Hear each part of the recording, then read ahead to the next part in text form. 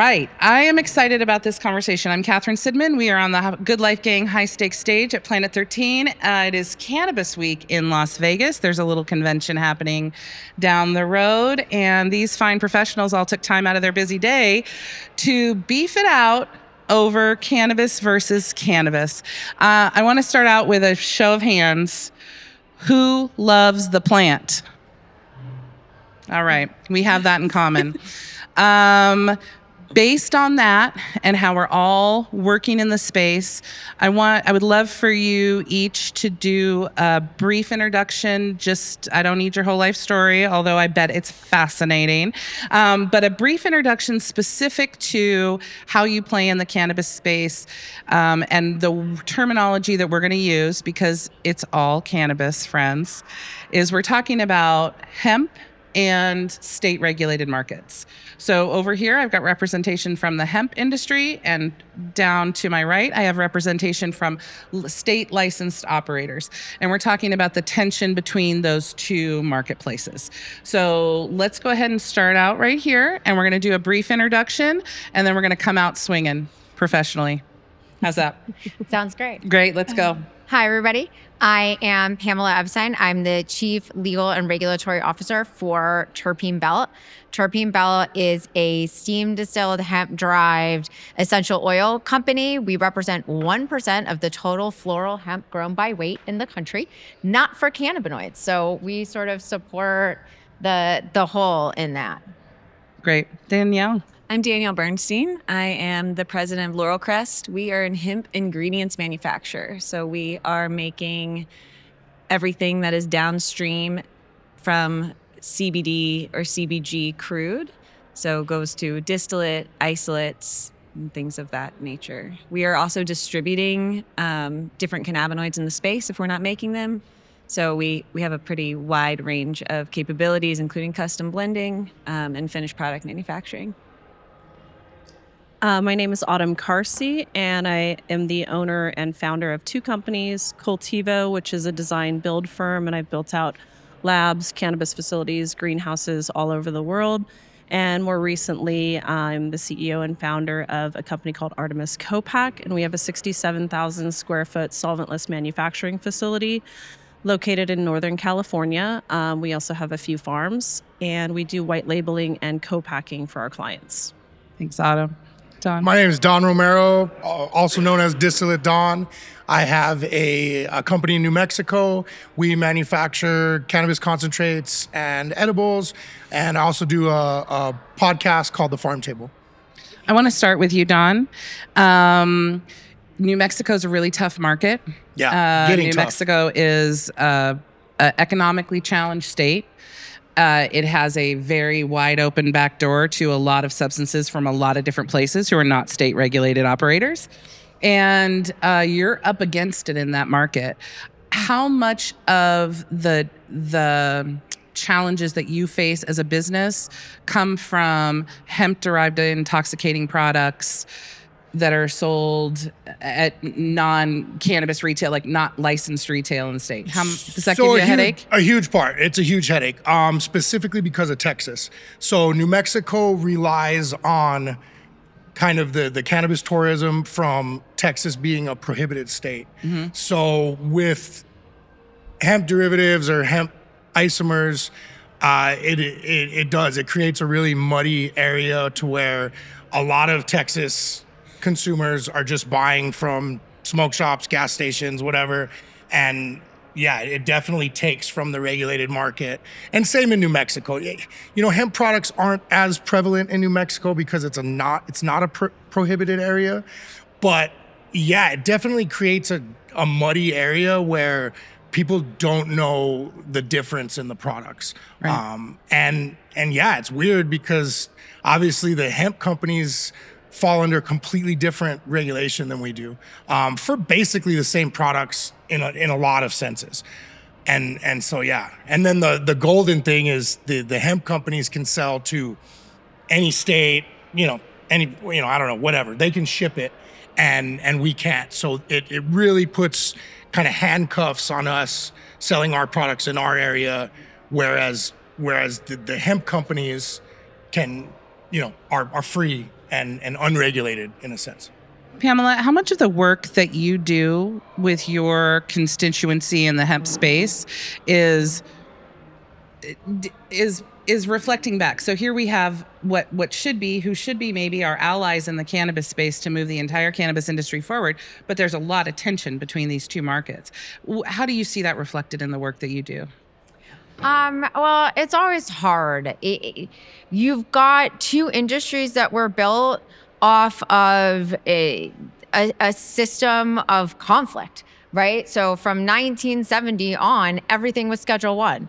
Then all of a sudden you had, for reasons pursuant to ag, the 2018 Farm Bill. And then you had COVID, which I think just pushed forward this idea of you could innovate in your garage, tested it out with Delta 8. Then you got to Delta 9, and now you've got all of these conversions, that alphabet soup that happens, and you don't always have responsible actors. What we shouldn't be doing is putting the arrows towards each other, which is what we're seeing, right? When I have the Bloomberg report coming out saying that we have cannabis or hemp-related litigation at 750% increase in the since 2018, with 132% increase of lawsuits in the last year, that says to me that you don't want to be regulated, right? When any light touch regulation happens and you have a lawsuit, that's not good impact litigation, right? We want to meet the descheduling moment with momentum to push it over to the other side. We also need to play nice in the sandbox. I think that's the hard duality here, is everybody's selling a cannabinoid product and they all want to be selling to the same consumer. And what's happening is the consumer is the one that is suffering, right? Because you're judged by your weakest link. And I think there's exceptional hemp operators and there's exceptional cannabis operators, and we all are fighting the same opposition. At the end of the day. Is that true, Autumn? Are you all fighting the same opposition? Are you all in the same battle? Do you feel like that? I think so. There's variations of it. I think we definitely fight harder battles on the cannabis side of things because we have more red tape to crawl through, from local legislation to state legislation, seed to sale, metric. There's definitely a lot more red tape on our side of things. But as a whole, are we fighting the same battle? I don't think any cannabis operator would disagree with me if I asked, do you want to sell to all 50 states? Do you want to sell internationally? Like, no, we want to be where hemp is at right now. The issue was with the intention of Farm Bill, they didn't intend to create cannabinoids that had a psychosomatic effect and put that into Farm Bill. That wasn't the sole intention of Farm Bill. And then we came up with the Delta 8 and Delta 9 conversions. And I think where we're at now is the toothpaste has left the tube, the genie's out of the bottle. And I think it's important for any entrepreneur to remember that you have to react to the way things are, not the way you want them to be, right? And so that's kind of the mode that I'm functioning with. Like, how do we move forward? How do we get parity with hemp? How do we, have them pull us into their atmosphere as opposed to the opposite? There was a bill in California that they were trying to pass recently, AB 266, which was supposed to pull hemp into the dispensary supply chain, which would have made things very difficult for you guys in California. Newsom then came through and squashed that bill, and now he's outlawed hemp completely, anything with any amount of THC. Which is not good for patients that can't afford. No full spectrum CBD. Yeah. No, Danielle, tell me what you're doing in California. I mean, how are you responding to this new legislation in California? So one of our core processes is THC remediation, which has not been the most popular thing in the United States. It's much more of something that we've worked internationally, in Europe and Japan. So for a broad spectrum product that's non-detect THC, there are opportunities to provide therapeutic products. California is particularly interesting because actually we're not allowed in a normal situation to just sell products into the California market as hemp providers that are outside the state. For the last couple of years, they changed the IHEO law, and so you can now apply as an out-of-state operator to sell into the state. Mm-hmm. But I think it's a lot of education. There's just very reactionary laws that are very regularly kind of a kid gets sick, there's a law that goes into place. Right. It's all reactionary, and there's not enough education about what the plant is. Like, what is safe to be synthesized? How do you validate the safety of those things versus what is going to come, from a genetic?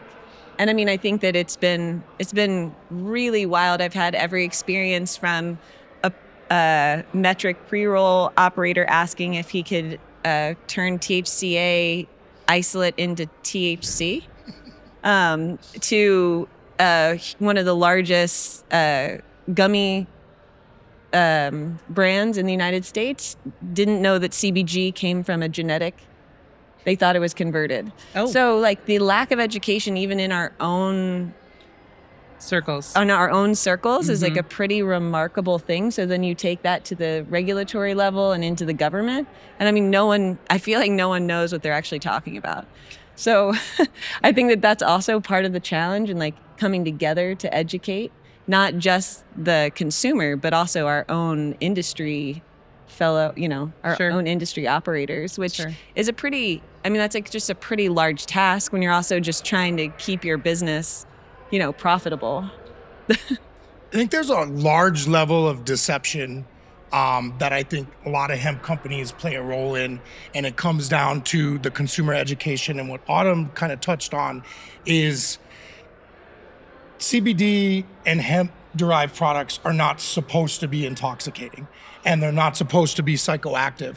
And I think and all of us know different, that, multiple cannabinoids that are sold under the hemp regs are very psychoactive. And multiple things that are sold under the hemp regs are no different than what we sell in a regulated THC market. And I think that by confusing the two, I think it makes the two extremely confusing, and it ends up fucking up federal legalization.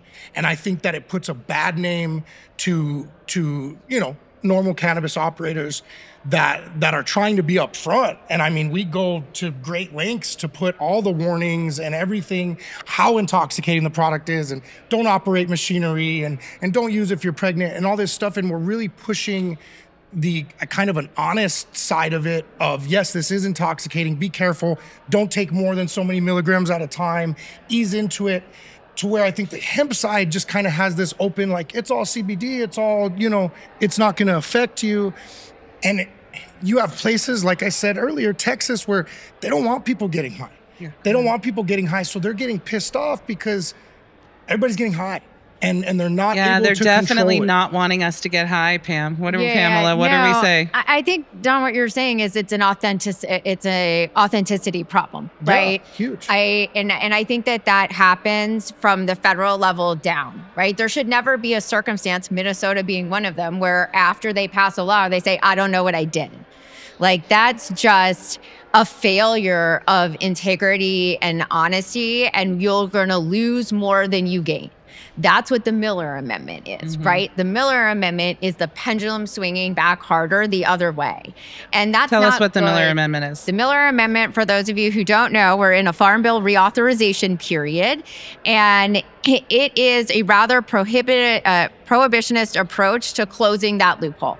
Now, what we don't want to do is fail to meet the momentum of the moment, right? So rescheduling is a milestone. That's a great thing for everybody. It is an overarching view. I think so, from the fact that HHS is saying that cannabis doesn't belong on Schedule 1.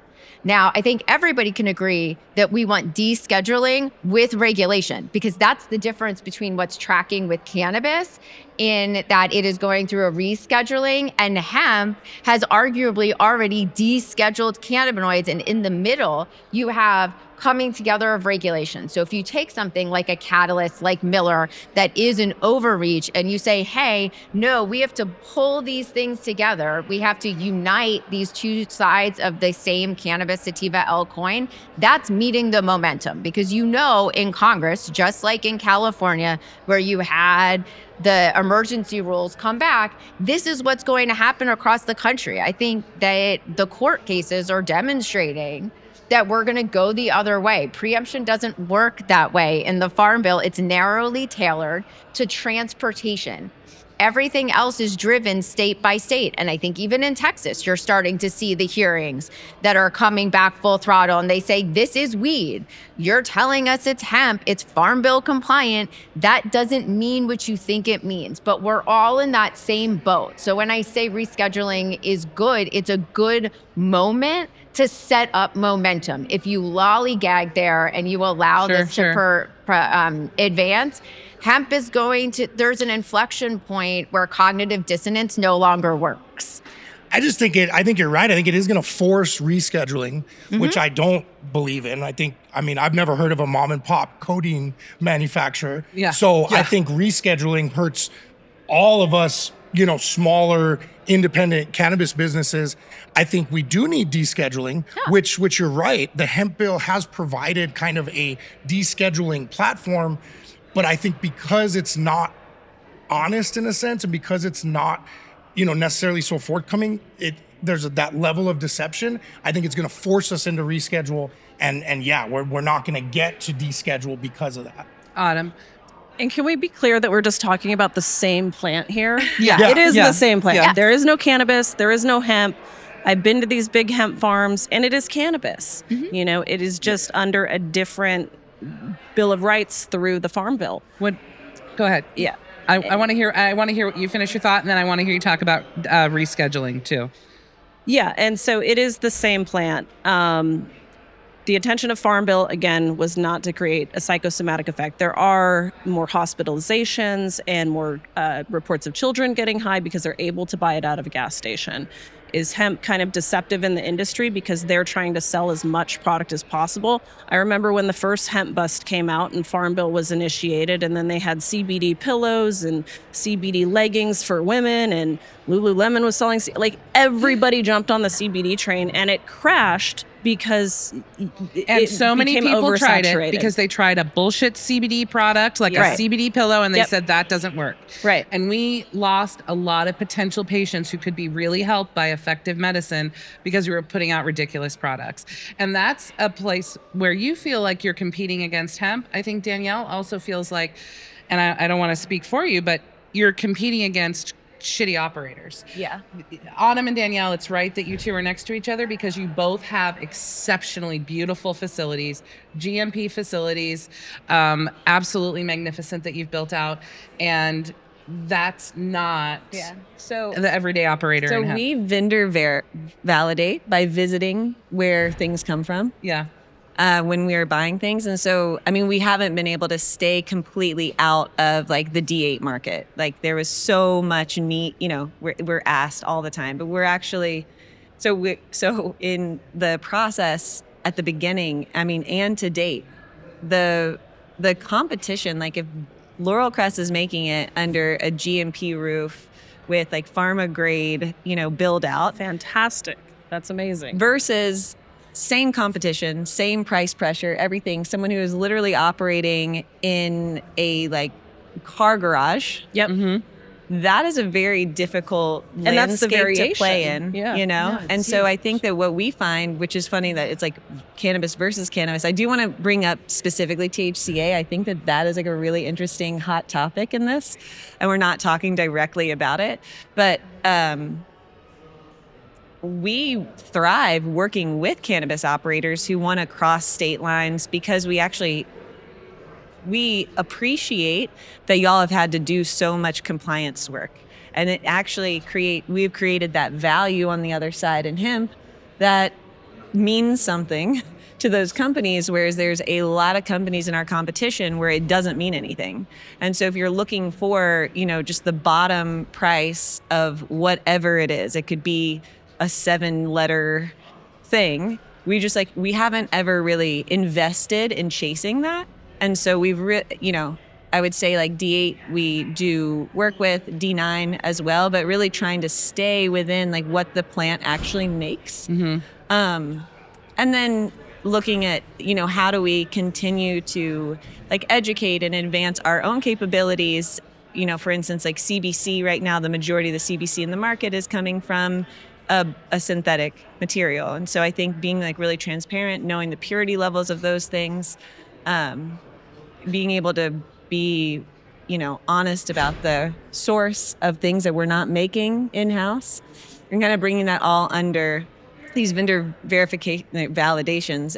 And in doing that, seeing where people are operating. I mean, I went into one place that they said they spray their guys down with water when they're doing their HHC reactor cleans because they could catch on fire.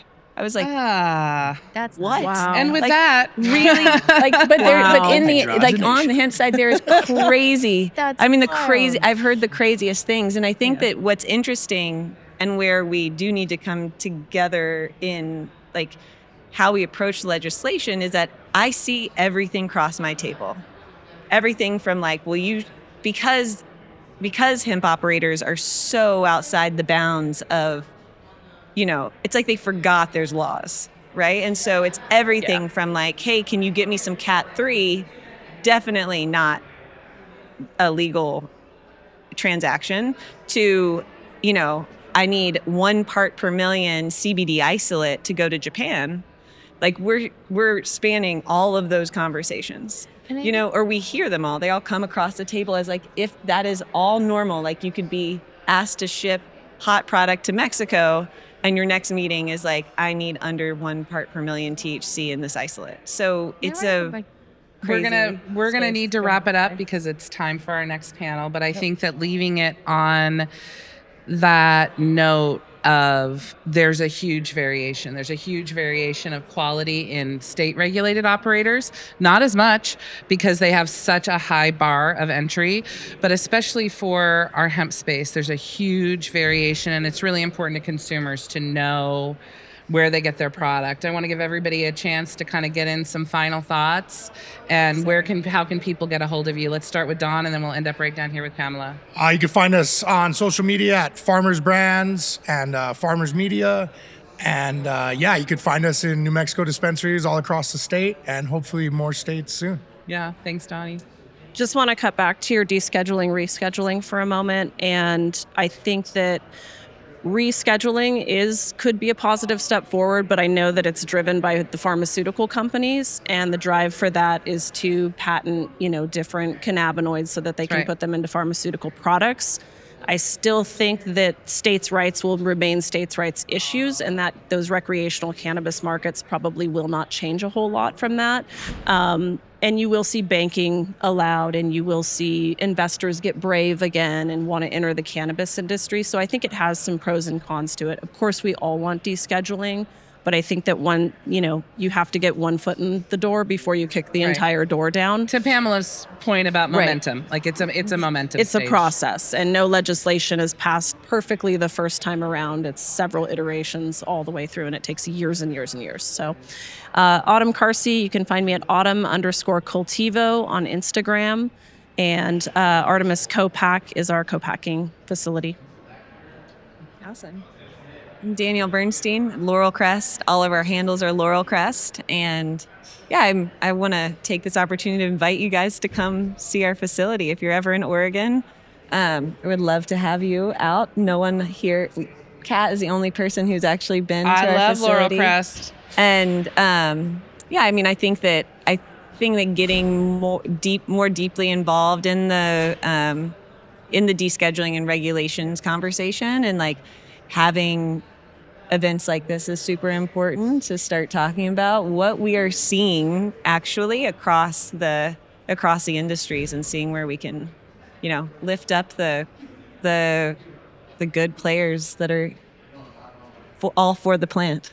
I want to thank everybody. I always like to close with, I am a descheduling girl that is living in a rescheduling world at the moment. So hopefully we can change that. You can find me at Foxy Law on Instagram, and Terpene Belt Farms is Terpene Belt. And we're all so much closer together than we are further apart. So the journeys have been difficult. I think I love to end with the Man in the Arena speech by Roosevelt, right? You're bruised, you're bloody, everybody's in the trenches, but we're all in the cannabinoid war together. So hopefully this is a moment of unity. Thank you so much, Kat. All right. It. Thanks, everybody.